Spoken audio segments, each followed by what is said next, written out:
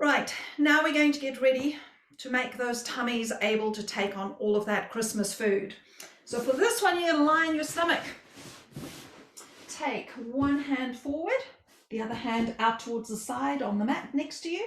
You're going to pick your bent arms leg up and tip it behind you, knees up, and then come down. Switch arms, switch legs. Leg comes up, tipping the toe to the floor, knee to the ceiling, looking up to the sky.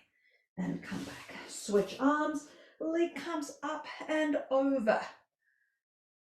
Switch. Merry Christmas, everyone. I am so pleased to have spent 2022 with all of you. We've had some fantastic things happen. I published my book, Teach Pilates with Confidence. I established my online academy called Teach Pilates with Confidence, where all of my workshops are being filmed and placed into. For a monthly subscription, you just keep getting more and more and more.